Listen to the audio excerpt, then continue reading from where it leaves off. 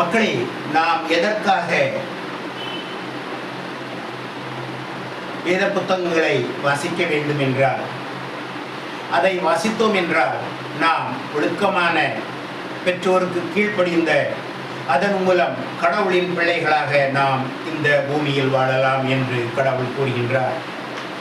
ஆக எதற்காக வேத புத்தகங்களை வாசிக்க வேண்டும் என்றால், நமக்கு நல்ல வாழ்க்கை கிடைக்க வேண்டும் என்றால், இந்த பூமியில் நாம் நல்லபடியாக வாழ வேண்டும் என்றால் வேத புத்தகங்களை நாம் தவறாமல் வாசிக்க வேண்டும். வேத புத்தகத்தில் அப்படி என்ன இருக்கின்றது என்று நீங்கள் கேட்கலாம். அதாவது வேத புத்தகம் என்ன சொல்கின்றது? எவ்வாறு நீ கீழ்ப்படிந்து உனது பெற்றோருக்கு நடக்க வேண்டும், அவர்கள் சொல்வதை கேட்க வேண்டும், அதன் மூலம் நீ எப்படி கடவுளின் பிள்ளைகளாக மாற வேண்டும் என்பதுதான். அதாவது நீங்கள் உங்கள் பெற்றோர் சொல்வதை கேட்டு நடந்தால் அது கடவுளின் சொல்லை கேட்டு நடப்பதற்கு சமம் என்று கடவுள் கூறுகின்றார்.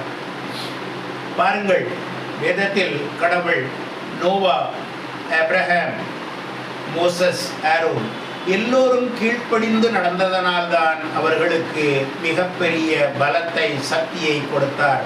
அதன் மூலமாக அவர்கள் இந்த மனித குலத்தை மாற்றினார்கள் நல்ல மனிதர்களாக. அதேபோல் நீங்கள் வேத புத்தகத்தை வாசிக்கும் பொழுது நீங்கள் கடவுளுடனே பேசுகின்றீர்கள். ஏனென்றால் வேத புத்தகத்தில் எழுதியிருக்கும் வார்த்தைகள் எல்லாம் கடவுளின் வாயில் இருந்து வந்தவை. It has come from the mouth of God. So, when you are reading the Bible, you are talking to God.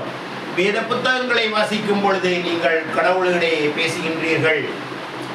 கடவுள் என்ன சொல்கின்றார்? நானே உண்மை, வழி, வாழ்வு என்று கூறுகின்றார்.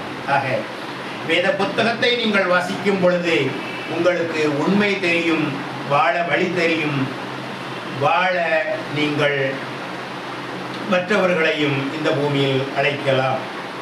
இந்த வேத வசனத்தை படித்து ட்ரில்லியன்ஸ் ஆஃப் பீப்பிள், அதாவது பன்மடங்கு கோடானு கோடி மக்கள் அவர்களது உண்மையையும் வழியையும் வாழ்க்கையையும் கண்டுபிடித்திருக்கின்றார்கள். அதை வாசிக்க வாசிக்க நீங்கள் கீழ்ப்படிதல் உள்ளவர்களாக, இரக்கம் உள்ளவர்களாக, அதன் மூலம் கடவுளின் பிள்ளைகளாக நீங்கள் மாறலாம். ஆக வேத புத்தகத்தை வாசித்தால் நீங்கள் சிம்பிளான ஆள்களாக இருக்கலாம், ஹம்பிளாக இருக்கலாம், இரக்கம் உள்ளவர்களாக இருக்கலாம், ஒருவரை ஒருவர் நேசிப்பவர்